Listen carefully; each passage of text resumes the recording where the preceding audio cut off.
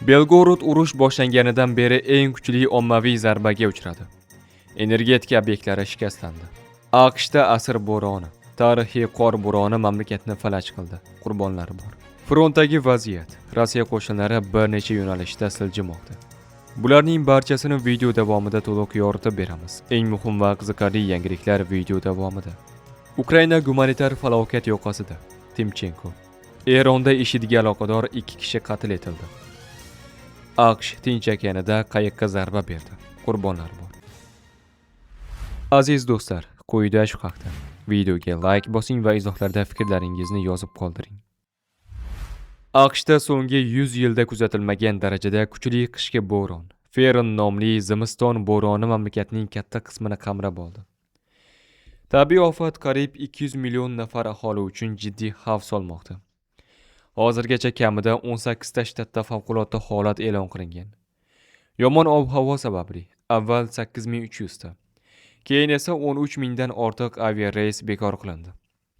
Minglab yo'lovchilar aeroportlarda qolib ketdi. Bo'ron hozirda Washington va New-York tomon harakatlanmoqda va sinoptiklar uni mamlakatning katta qismiga tarqalishini bashorat qilmoqda. Qalin qor, muzli yomg'ir va kuchli shamol transport harakatini deyarli to'xtatib qo'ydi. Elektr ta'minoti uzildi. 24-yanvar kechasiga kelib 139 mingdan ortiq xonadon elektr energiyasiz qolgan. Eng ko'p zarar ko'rgan hududlar Texas va Luiziana shtatlari. Federal favqulodda xizmatlar oldindan tayyorgarlik ko'rib, oziq-ovqat zaxiralarini joylashtirmoqda. 3 nafar inson halok bo'lgan. Ulardan ikkitasi 67 yoshli va taxminan 30 yoshli erkaklar. Shuningdek, bir nafar keksa ayol ekani ma'lum qilindi. Rossiyaning Belgorod shahri to'liq miqyosli urush boshlanganidan buyon eng yirik va eng shiddatli hujumga duch keldi. Shaharga bir vaqtning o'zida ko'plab reaktiv snaryadlar, raketa va ehtimol dronlar orqali zarbalar berilgan. Mahalliy hokimiyat ma'lum qilishicha, hujum paytida havo hujumidan mudofaa tizimlari ishga tushgan. Bir qator snaryadlar havoda yo'q qilingan. Ammo ayrim raketa va snaryadlar shahar hududiga tushib, energetika obyektlariga jiddiy zarar yetkazgan. Oqibatda ayrim tumanlarda elektr ta'minoti uzildi. Infratuzilma va turar joy binolari shikastlandi. Favqulodda xizmatlar vayronalar orasida qutqaruv ishlarini olib bormoqda. Rasmiy manbalar hozircha qurbonlar haqida aniq ma'lumot bermagan. Ammo jabrlanganlar bo'lishi mumkinligi istisno qilinmayapti. Hokimiyat aholini bombapana joylarda qolishga, xavfsizlik qoidalariga qat'iy rioya qilishga va faqat rasmiy axborotlarga ishonishga chaqirmoqda. Bu hujum Belgorod uchun urush davomidagi eng ommaviy va vayronkor zarba sifatida baholanmoqda. Ukraina gumanitar falokat yoqasida turibdi va energetika sohasida sulh tuzish zarur. Bu haqda Donetsk yoqilg'i energetika kompaniyasi DTEK bosh ijrochi direktori Maksim Timchenko Davosda qilgan chiqishida aytib o'tdi. Timchenkoning aytishicha, energetika sohasida va energetika obyektlariga nisbatan o't ochishni to'xtatish zarur. Aholi 3-4 soat elektr energiyasi oladi. Shundan so'ng 10-15 soatlik uzilish bo'ladi. Ko'p qavatli uylar esa bir necha haftadan beri issiqliksiz qolmoqda. Kompaniya o'zining generatsiya quvvatlarining 60-70% yo'qotgan va yuzlab million dollar miqdorida zarar ko'rgan. Energetika sektorini tiklash 65-70 milliard dollarga tushadi va ko'plab hollarda butunlay yangi obyektlar qurishni talab qiladi. Timchenko bu jarayon oddiy rekonstruksiya emas, balki Ukrainada yangi energetika tizimini barpo etish haqida gap ketayotganini qayd etgan. Eron 3 yil oldin ziyoratchilar avtobusidagi portlashda aybdor deb topilgan 2 kishini qatl etdi.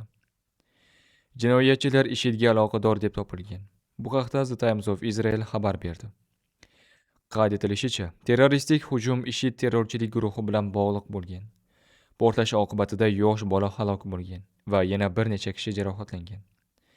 Hodisa 2023-yil avtobus Tehrondan Iroq bilan chegaradosh Ilam viloyatiga ketayotgan paytda sodir bo'lgan. Qatl etilgan shaxslar avtobusga portlovchi moslama qo'yganlikda ayblangan. Osloda joylashgan Eron inson huquqlari guruhi va Washingtonda joylashgan Eron inson huquqlari markazi direktori Abdurrahmon Baroumat 2025-yilda qatl etilganlar sonini 1000 dan ortiq deb baholagan. Baromatning so'zlariga ko'ra, Eron har bir qatl haqida hisobot bermagani uchun bu raqam ko'proq bo'lishi mumkin. AQSh qurolli kuchlari Janubiy qo'mondonligi Tinch okeanida qayiqqa zarba berdi. Hodisa oqibatida 2 kishi halok bo'lgan. Bu haqda qo'mondonlikning X ijtimoiy tarmog'ida xabar berildi.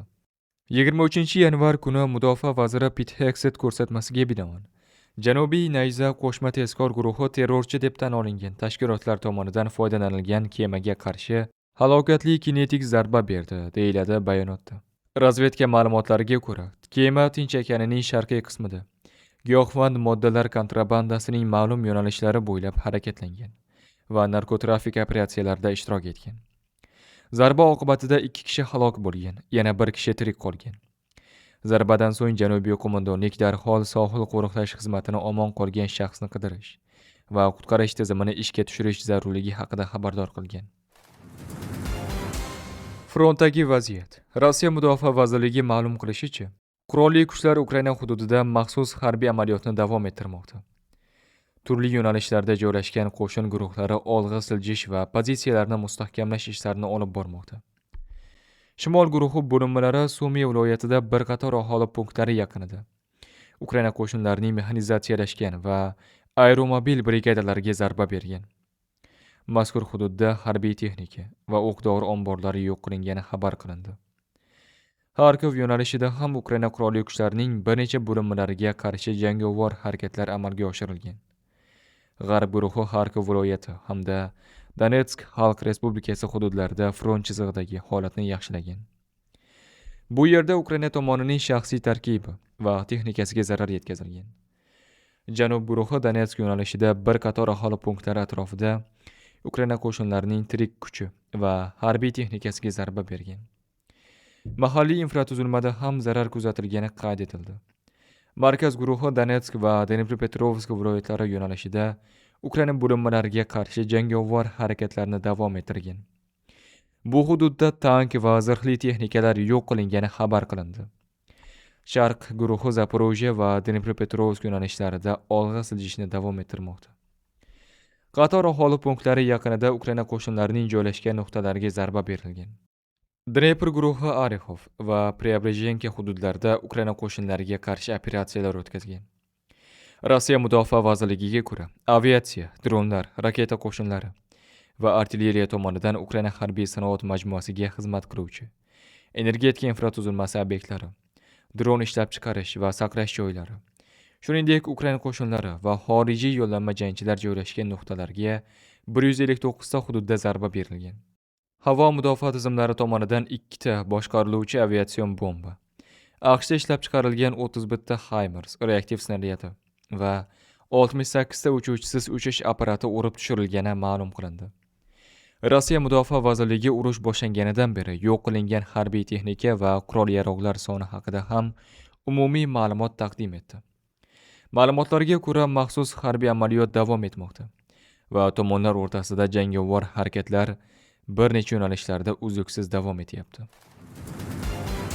Biz Zelenskiy va Putinning uchrashuviga juda yaqinmiz. Axios. AQSh, Rossiya va Ukraina o'rtasida Abu Dabida bo'lib o'tgan 3 tomonlama muzokaralar samarali bo'ldi va ularda muayyan ilgarilashga erishildi. Portal bu haqda nomlari oshkor etilmagan amerikalik mansabdorlarga tayanib xabar bermoqda. Nashrning yozishicha, Kushner, Uitkov va Amerika delegatsiyasining boshqa a'zolari Rossiya-Ukraina ishchi guruhi yig'ilishlar o'tayotgan xonalar o'rtasida qatnab yurgan. Barcha masalalar muhokama qilindi. Hech qaysi tomon biron jihat muhokamadan chetlab o'tmadi. Birorta savol e'tiborsiz qolmadi va bizga hech kimni majburlashga to'g'ri kelmadi. Hamma bir-biriga hurmat bilan munosabatda bo'ldi. Chunki delegatsiyalar tinchlikka erishish uchun yechim izlashdi, deya amerikalik mansabdorlardan iqtibos keltiradi nashr Axios. Amerikalik rasmiylar 2 kunlik muzokaralar davomida barcha masalalar, xususan Rossiyaning Donbass bo'yicha hududiy da'volari, Zaporojye atom elektr stansiyasi atrofidagi bahs hamda urush yakunlangani va qayta boshlanmasligini ko'rsatish maqsadida har ikki tomondan keskinlikni pasaytirish uchun zarur qadamlarning tashlanishi muhokama qilinganini ma'lum qildi. Muzokaralarning 2-kuni yakunida 3 delegatsiyalar vakillari qo'shma tushlikda qatnashgan.